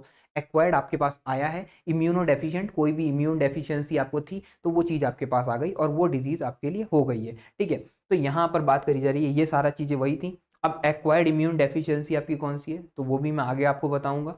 In additions of these option infection patient में also develop the primary CNS lymphoma. यहाँ पर क्या होगा, आपका जो CNS है, मतलब कि जो आपका ब्रेन है, सेंट्रल नर्वस सिस्टम, वहाँ पर लिम्फोमा हो जाएगा। प्रोग्रेसिव मल्टीफोलिक ल्यूकोपैथी, यहाँ पर क्या होगा, ल्यूकोपैथी हो जाएगी, जितने भी आपके WBCs हैं वो सारे खत्म हो चुके हैं, तो आपको क्या होगा, इन्फेक्शंस होने लग जाएंगे। डर्मेटाइटिस, एनसिफिलाइटिस, एनसिफिलोपैथी, आपका जितने भी ब्रेन से रिलेटेड प्रॉब्लम है ना, सारी की सारी लिख दिया। डिमेंशिया, ठीक है, आपको वीकनेस रह जाएगी। एनसेफेलोपैथी, इन्फ्लामेशन इन ब्रेन, ठीक है। मायोपैथी हो जाएगी, मसल्स के अंदर डिजीज हो जाएगी। पेरिफेरल न्यूरोपैथी, आपके जितने भी न्यूरॉन्स हैं वो सारे काम करना बंद कर देंगे।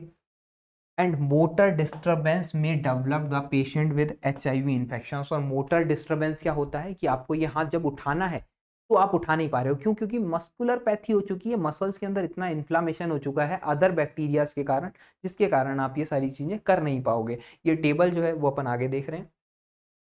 ये है भाई आपके अपॉर्चुनिटिक इन्फेक्शन। उससे पहले ये एक लाइन है जहां से एक क्वेश्चन आता है, तो थोड़ा सा देख लेना, ठीक है। अब वो तो चीज आराम से समझा दी मैंने, ठीक है। अब बात करते हैं यहाँ पर क्लिनिकल टाइप की। Incubation period of HIV, incubation period of HIV from 1 year to 14 years with the average is 6 year. आपका इंक्यूबेशन पीरियड आपसे पूछा जाता है, कि विंडो पीरियड भी बोल सकते हैं इसे, ठीक है, विंडो पीरियड। विंडो पीरियड आपका क्या है, मतलब यहाँ पर कोई सिम्टम्स शो नहीं हो रहे, सिम्टम्स आर नॉट। अब जब आपको सिम्टम शो ही नहीं हो रहे तो वो टाइम कितना है, 1 से 14 साल तक लग सकते हैं विंडो पीरियड के अंदर। लेकिन ऑन एन एवरेज आपका 6 ईयर का है। तो आप जो पूछते हो 6 वीक से लेकर 6 वीक से लेकर आपका 6 ईयर तक का विंडो पीरियड हो सकता है clinical response of HIV in adult. Adult की बात हो रही है, ठीक है, बच्चों की बात नहीं हो रही। अडल्ट के अंदर टी लिम्फोसाइट का काउंट है, वहां पर ये चीज बात कर रहे हैं अपन, ठीक है। अब बात करते हैं अपॉर्चुनिटिक इन्फेक्शंस की। अपॉर्चुनिटिक इन्फेक्शन जो पीछे थे, जो आपको HIV का अगर टी, जो आपका CD4 सेल का काउंट अगर कम हो गया, 400 के आसपास आ गया, तो आपको कौन कौन से बैक्टीरिया हैं जो कि आपको फटाफट से इन्फेक्ट करेंगे, तो वो क्या करेंगे।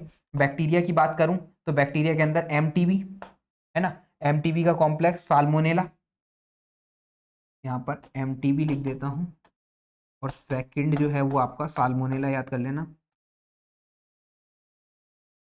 ठीक। अगर अपन बात करें यहाँ पर वायरल की, वायरसेस कौन से होंगे, तो वायरस के अंदर साइटोमेगेलो वायरस, जो कि आपका सबसे ज्यादा हो रहा था ऑर्गन ट्रांसप्लांट के अंदर, herpes simplex virus, varicella zoster virus, Epstein Barr virus, human herpes virus 6 और ह्यूमन हर्पीज वायरस 8, जो कार्सिनोमा कॉज कर रहा था, ठीक है, कापोसिस कार्सिनोमा, कापोसिस कार्सिनोमा जो कॉज कर रहा था वो ह्यूमन हर्पीज वायरस 8 था आपका। तो जितने भी कार्सिनोमा का कारण रहेगा वायरस के थ्रू, वो यही होगा, ठीक है। बात करी जाए यहाँ पर cytomegalo virus, herpes simplex virus, varicella zoster, Epstein Barr virus जो आपका किसिंग वायरस है, जिसको आपको बेसिक बताया था मैंने, ह्यूमन हर्पीज वायरस 6 और ह्यूमन हर्पीज वायरस 8। बात करी जाए माइकोटिक, मतलब कि आपका फंगल इन्फेक्शन कौन कौन से हो सकते हैं, तो नीमोसिस्टिक हो सकता है, जिसको जीरोवेसी बोलते हैं, जीरोवेसी निमोनिया, ठीक है। नीमोसिस्टिक भी आपको याद होना चाहिए, नीमोसिस्टिक जीरोवेसी। कैंडिडा जो कि सबसे इंपॉर्टेंट होगा, HIV के पेशेंट के अंदर कैंडिडा मिलेगा ही मिलेगा, इतना ज़्यादा पॉजिटिव सेंस रहेगा। क्रिप्टोकोकस जो कि ब्रेन के अंदर इन्फ्लामेशन करेगा, एस्परजिलस, हिस्टो और कोनिडियो माइसीलियम। तो ये सारे के सारे, जैसे एस्परजिलस जो होगी स्किन के ऊपर कर रही होगी, हिस्टोप्लाज्मा और कोनिडियसिस जो होंगी मसल्स के अंदर भी आपके डेवलप हो जाती हैं HIV की कंडीशन के अंदर, तो आपको ये सारे देखने पड़ेंगे।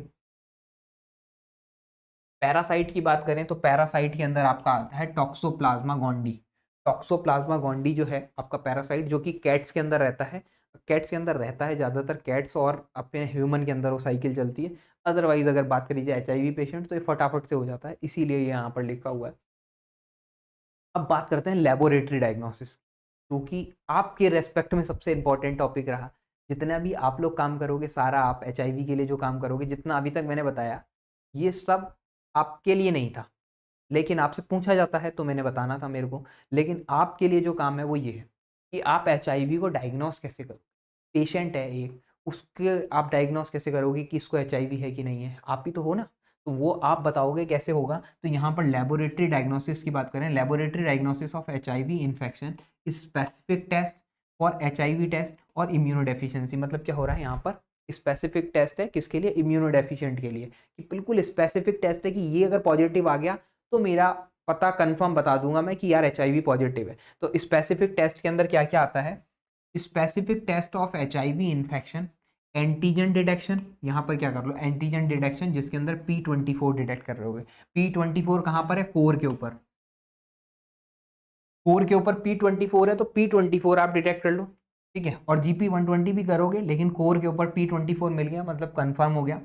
वायरस आइसोलेशन, वायरस को आइसोलेट कर लो आप। Detection of A viral nucleic acid, वही PCR कर लोगे तो डिटेक्शन हो जाएगा। एंटीबॉडी डिटेक्शन, मतलब क्या हो रहा है, एलाइजा के अंदर अपन ज्यादातर एंटीजन एंटीबॉडी डिटेक्शन ही कर रहे होते हैं, तो वो भी आप कर सकते हो। नॉन स्पेसिफिक टेस्ट क्या है, यहाँ पर बात करी जाए नॉन स्पेसिफिक टेस्ट। आपका नॉन स्पेसिफिक टेस्ट के अंदर बात करी जाए total and differential leukocyte count. आपने क्या करा, यहाँ पर DLC काउंट कर लिया। DLC क्या होगा, यहाँ पर डिक्रीज हो जाएगा। WBCs क्या होते हैं, डिक्रीज हो जाते हैं, तो DLC डिक्रीज हो गया तो आप कंफर्म नहीं कह सकते हो, कोई और कारण भी रहा हो, WBC खत्म हो गए तो वो कंफर्म नहीं कह सकते अपन। यहाँ पर बात करी जाए T लिम्फोसाइट एंड सबसेट्स, जो T लिम्फोसाइट्स हैं या उसके सराउंडिंग से जो मॉलिक्यूल्स हैं वो अगर कम हो जाएं तो उसके बारे में भी अपन नहीं कह सकते। IgM का लेवल, पीछे की बात हो रही थी, यहाँ पर IgG और IgA के लेवल आपके चेंजेस हो सकते हैं कोई और कारण से भी, ठीक है। और skin test of cytomegalo virus, ठीक है, तो CMI जो आपका होगा उसके लिए आप कर सकते हो। सेल मीडिएट इम्यूनिटी, सॉरी मैं क्या पढ़ा, ठीक है, यहाँ पर skin test for the cell mediate immunity, cell mediate immunity, cytomegalo virus कुछ ज़्यादा ही चल रहा है, ठीक है, इम्यूनिटी की बात हो रही है, तो सेल मीडिएट इम्यूनिटी के अंदर ही स्किन टेस्ट कर रहे होते हैं अपन, जिससे कि आपका T4 सेल्स होती है ना, तो उसके सराउंडिंग में आ जाती हैं, वहाँ से एस्पिरेट करोगे T4 सेल मिल जाएगी, क्योंकि सबसे पहले क्या हो रहा है, आपकी नेचुरल किलर सेल्स ही आती हैं, किलर सेल्स ही आती हैं, तो वहाँ पर वो चीज़ें नहीं आएंगी, ठीक है।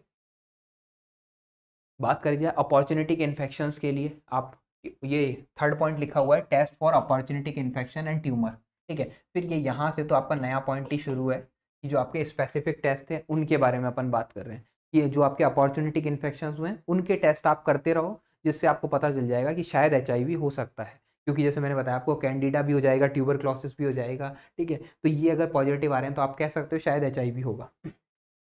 स्पेसिफिक टेस्ट आपके HIV के लिए कौन से हैं, एंटीजन डिटेक्शन, इसके अंदर आपको पता है P24 एंटीजन को मेरे को चेक करना है, और P24 antigen capture by the ELISA, और आप किससे कैप्ट कर सकते हो, एलाइजा से कर सकते हो, क्यों, क्योंकि ये क्या है आपके लिए एक प्रोटीन मॉलिक्यूल है, और प्रोटीन मॉलिक्यूल आप एलाइजा से आराम से डिटेक्ट कर लोगे, ठीक है। बात करी जाए वायरस आइसोलेशन, तो वायरस आइसोलेशन अपन रूटीनली तो करते नहीं है, क्योंकि वायरस को आइसोलेट करना तो अपने प्रोसीजर में नहीं है ना, हेला हेपा सेल कहाँ से लाऊंगा मैं सारी, ठीक है, तो अपन वो उसे कल्टीवेट करते नहीं है। तो ज़्यादातर अपन लोग क्या करते हैं, the patient lymphocyte are the cocultivated under human lymphocyte, तो ज़्यादातर किस पे ऊपर कल्टीवेट करोगे, ह्यूमन लिम्फोसाइट के ऊपर, इस पे भी अपन करते नहीं है, तो ये अपन होंगे नहीं। कौन सी वैल्यू, वहाँ पर 200 तो याद करनी पड़ेंगी cells. Detection of viral nucleic acid, तो मैंने आपको बता दिया कि यार आपको क्या करना पड़ेगा, PCR करना पड़ेगा, and it useful for the diagnosis of a window period, ध्यान रखना बहुत इंपॉर्टेंट चीज़ है, मार्क कर देता हूँ। विंडो पीरियड को पहचानने के लिए आपको PCR करना पड़ेगा, जिससे आपका वहाँ पर DNA, क्योंकि उस टाइम पे क्या है, PCR क्यों कर रहे हैं, बहुत कम जेनेटिक मटेरियल को ज़्यादा बनाया और फिर देख लिया, ठीक है, तो वो PCR ही कर सकता है एकमात्र चीज़। यहाँ पर बात करी जाए एंटीबॉडी डिटेक्शन, तो एंटीबॉडी डिटेक्शन क्या होगा, it demonstration of antibody simplest and most common, जो आप सबसे पहला टेस्ट करते हो ना वो एंटीबॉडी डिटेक्शन का ही करते हो, जो आप लैब के अंदर कार्ड के ऊपर टेस्ट कर रहे होते हो एंटीबॉडी डिटेक्शन का ही होता है, ठीक है। It take the several weeks to month to form antibody and appear the infection, और इसको टाइम कितना लगता है, ये दूसरी लाइन एक इंपॉर्टेंट है कि इसमें टाइम कितना लगेगा, वीक से लेकर मंथ आपको लग सकता है, ठीक है। और यहाँ पर आप लोग जो डायग्नोस कर रहे होते हो, the diagnose of HIV infection is made the detection of antibodies to viral protein both core, core के लिए भी आप बनाए हुए हो, तो GP20 और 41 दोनों के लिए बनाए हुए हो, तो जब भी एंटीबॉडी डिटेक्शन करते हैं तो आप लोगों ने देखा होगा GP120 के लिए भी करते हैं, 41 के लिए भी करते हैं, P24 के लिए भी करते हैं। P24 के लिए स्पेसिफिक एलाइजा अवेलेबल है, तो GP120 और 41 के लिए आप लोग ज़्यादातर एंटीबॉडी डिटेक्शन कर रहे होते हो, ठीक है। स्क्रीनिंग आप कैसे कर रहे हो उसके बारे में बात हो रही है। एलाइजा टेस्ट, देखो हाईली सेंसिटिव एलाइजा के लिए आपको पता है it is the highly sensitive and specific test, understood है लाइन, ठीक है। Extremely good screening test, most laboratory use commonly ELISA kit that contain both HIV-1 और HIV-2। आपकी जो फैमिली थी उसके लिए आपको याद करना पड़ेगा HIV-1 और HIV-2। तो ऐसे अब तो एलाइजा किट जो आती है उसमें दोनों चीज़ें होती हैं HIV-1 और HIV-2 के लिए, तो आपको वो दोनों आसाम से मिल जाएंगी। Saliva is acceptable for the alternative to the serum of antibody testing. और दूसरी चीज़ के अंदर आप सलाइवा यूज़ कर सकते हो, अल्टरनेट पैटर्न रहेगा, इसके अंदर पॉजिटिव आने के चांसेस कम रहते हैं, इसे यूज़ नहीं करते हैं। ज़्यादातर केसेस में यही देखते हैं कि सीरम मिल जाए आपको। रैपिड टेस्ट, रैपिड फटाक से करने वाला, एंटीबॉडी के लिए रैपिड टेस्ट होता है, जो आपका कार्ड टेस्ट आता है ना वो आपका रैपिड टेस्ट होता है। This can less be 30 minute, वैसे 5 ही मिनट लगते हैं, लेकिन बफर वगैरह डालना और वो सब कुछ, तो ये बहुत सस्ता टेस्ट है आपका और आप आसानी से 30 मिनट के अंदर कर दोगे, ठीक है। और सिंपल टेस्ट क्या होता है, take 1 to 2 hours, do not required expensive equipment. मतलब यही जो टेस्ट है आपका रैपिड है और उसी के साथ साथ ये सिंपल टेस्ट है आपका। सिंपल टेस्ट और रैपिड टेस्ट क्या है आपके, जो कि आपको एंटीजन कोटेड मिल रहा है, एंटीबॉडी आपने डाल दी है, वो आपका वहां पर अटैच हो जाएगी और आपको शो कर देगा, ठीक है। सप्लीमेंट टेस्ट ये आपके लिए थोड़ा सा इसलिए इंपॉर्टेंट है, यहाँ पर आता है वेस्टर्न ब्लॉट टेस्ट। होता कुछ भी नहीं है, बस आपके लिए एग्जाम में ये क्वेश्चन आ जाता है, इसलिए मैं यहाँ पर ये आपको करवा दूंगा, छोड़ूंगा कुछ भी नहीं, सब कुछ आपका जो भी एग्जाम में आता है सब यहाँ पर मिल जाएगा, ठीक है। सप्लीमेंट टेस्ट क्या होता है, किसी जो आपका अलग से टेस्ट है ये। ज़्यादातर तो आप क्या करोगे, ज़्यादातर तो क्या करोगे आप लोग कि एलाइजा से ही काम कर लोगे, लेकिन इन केस अगर आपको फर्दर और डिटेल देखनी है तो आप वेस्टर्न ब्लॉट करोगे। This test HIV protein are separated by the polyacrylamide gel and electrophoresis, बस यही लाइन खत्म होगी। इस टेस्ट के अंदर अपन करते क्या है, पॉलीएक्रिमिडीन एक्रीमाइड जेल जो होता है आपका वो यूज़ करते हो, ठीक है। यहाँ पर बात करी जाए कि पॉलीएक्रिमिडाइन जेल यूज करते हो किसके लिए, इलेक्ट्रोफोरेसिस के लिए। The separation of protein are blotted on the strip, blot करते हैं स्ट्रिप के ऊपर ऑफ द नाइट्रोसेलुलोज पेपर, और वो आपका किस पे स्ट्रैप आएगा, नाइट्रोसेलुलोज पेपर के ऊपर आएगा। This strip is react with the test sera, और ये स्ट्रिप किससे रिएक्ट करती है, टेस्ट सीरा से रिएक्ट करती है। Antibody to HIV protein if the presence of test in serum that combined with the fragment और HIV। देखो होता क्या है, मैंने यहाँ पर क्या कर दिया, अपना एक प्रोटीन सेट रख दिया पूरा, और यहाँ पर फ्रेगमेंट कोट कर दिए। अब जैसे ही मैं ये मूव करूँगा तो एंटीजन एंटीबॉडी यहाँ पर जुड़ जाएंगे और कुछ फ्रेगमेंट्स बना देंगे, और जो फ्रेगमेंट मेरे डार्क कलर के बन गए वो मुझे बता देंगे कि ये HIV पॉजिटिव है कि नहीं है, ठीक है। तो यहाँ पर क्या बनता है, this strip is washed and react with the conjugate enzyme. Conjugate enzyme क्या करता है,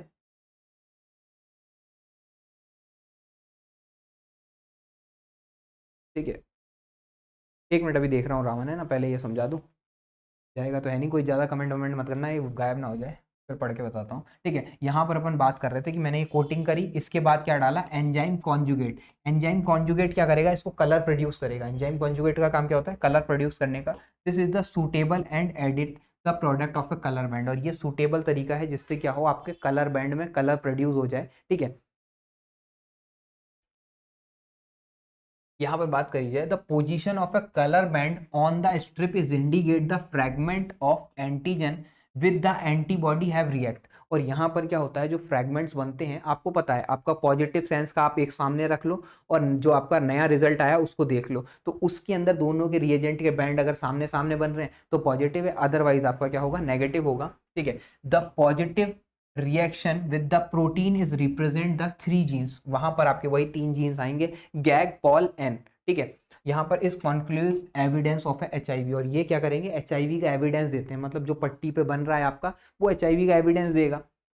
और ये गैग पॉल इसलिए बोल रहे हैं क्योंकि इसके अंदर ही क्या है आपका GP20 GP24 आता है, GP41 आता है, GP60 आता है, ठीक है, GP120 आता है आपका, ठीक है। तो यहाँ पर बात करी जाए, यही सेम टू सेम लिखा हुआ है, the positive result of anyone screening test में not acceptable without the confirmation and it participate use for the western blot confirmation. हम ये जितना लिखा हुआ है आराम से समझो। वो क्या रहा था, मेरे पास एक स्ट्रैप, एक सैंपल आया, यहाँ पर समझो, मेरे पास एक सैंपल आया, इस सैंपल के अंदर क्या था आपका, HIV पॉजिटिव मान लेना अभी, और इस सैंपल को मैंने क्या कर दिया, एक ब्लॉट पेपर के ऊपर रन करवा दिया। यहाँ पर ये सैंपल डाला, और यहाँ पर पॉजिटिव सेंस था या नेगेटिव सेंस था, तो ये सारा का सारा ऐसे मूव करेगा। और मूव करने के बाद जैसे GP41 यहाँ आ गया, GP41 यहाँ आ गया, GP120 यहाँ आ गया, ठीक है। इसके साथ मैंने डाला एंजाइम कॉन्जुगेट। एंजाइम कॉन्जुगेट जैसे ही डालूंगा तो ये क्या करेगा, कलर प्रोड्यूस करेगा। तो यहाँ पर क्या होगा, मेरे कलर्स आ जाएंगे, जिसके कारण मैं इसको आइडेंटिफाई कर पाऊंगा। और इसको मैं क्या करूंगा, रिजल्ट देखने के लिए एक कंपेयर बैंड लेके आऊंगा। ये HIV पॉजिटिव का बैंड है, HIV पॉजिटिव का। और इस बैंड के अंदर सेम जगह पे आपका 41 होना चाहिए, P41 होना चाहिए, ठीक है, GP41। फिर यहाँ पर आपका 24 होना चाहिए और यहाँ पर 120 होना चाहिए। और ये दोनों अगर बैंड मैच करते हैं तो आप पॉजिटिव दोगे, अदरवाइज क्या दोगे, नेगेटिव दोगे, ठीक है। यहाँ पर बात हो रही है, अब तो ये सब खत्म कर दिया, HIV पूरा का पूरा यहीं तक था। अब डाउट देख लेता हूँ, किसी को कोई और डाउट हो तो लिख लेना, ठीक है। विच herpes virus can cause the oral infection or keratitis? herpes simplex virus, Epstein-Barr virus, Varicella zoster virus। Answer B है, आंसर बी है क्या, मतलब कौन सा आंसर बी है, हर्पीस सिम्प्लेक्स वायरस। और बी कौन सा, एबिस्टिन बार वायरस। एबिस्टिन बार वायरस जो होगा वो आपका किसिंग डिजीज कॉज करता है, ठीक है। और हर्पीस सिम्प्लेक्स वायरस यहाँ पर लिखा नहीं है कि हर्पीस सिम्प्लेक्स वायरस फर्स्ट है कि सेकंड है। एबिस्टिन बार वायरस इसलिए शायद इस बुक ने करेक्ट किया होगा बिकॉज जो आपका लिखा हुआ होता, अगर हर्पीस सिम्प्लेक्स वायरस 1 लिखा हुआ होता तो आंसर वो हो जाता, क्योंकि ओरल इन्फेक्शन कर रहा है। नहीं तो एबिस्टिन बार वायरस कन्फर्मेटरी आपका ओरल इन्फेक्शन करता है, तो वो बेस्ट ऑप्शन बन रहा है, इसीलिए शायद आंसर बी किया है। नहीं तो अदरवाइज हर्पीस सिम्प्लेक्स वायरस 1 अगर लिखा हुआ है, क्वेश्चन एक बार दोबारा देख लेना, हर्पीस सिम्प्लेक्स वायरस अगर 1 लिखा हुआ है तो कन्फर्म होगा कि वो आपका फर्स्ट होगा, ठीक है। कन्फर्मेटरी टेस्ट होता है, कन्फर्मेटरी टेस्ट होता है वेस्टर्न ब्लॉट की, अगर ये स्ट्रैंड आ गए तो आपका हो जाएगा, एलाइजा आ जाएगा तो भी कन्फर्मेटरी टेस्ट है, ठीक है। तो यही था अपना ओवरऑल पूरा का पूरा HIV वायरस। होप सो मैंने पूरा अच्छे से बता दिया है, एक एक चीज पकड़ के बताई है, पूरा खत्म कर लिया है, तो आप लोगों को समझ में आ जाएगा, ठीक है। अगर हर्पीस सिम्प्लेक्स वायरस फर्स्ट लिखा हुआ है, क्योंकि अगर हर्पीस सिम्प्लेक्स वायरस लिखा हुआ है तो हर्पीस सिम्प्लेक्स वायरस फर्स्ट भी होता है, सेकंड भी होता है, इसलिए मैं आंसर नहीं दे रहा हूँ ए फर्स्ट, ठीक है। अगर फर्स्ट लिखा हुआ है तो आंसर ए है, और अगर फर्स्ट लिखा हुआ नहीं है, सिर्फ हर्पीस सिम्प्लेक्स वायरस है, तो Epstein Barr virus also cause a oral infection, ठीक है। चलते हैं, क्लास को खत्म करते हैं। Bye bye guys, take care.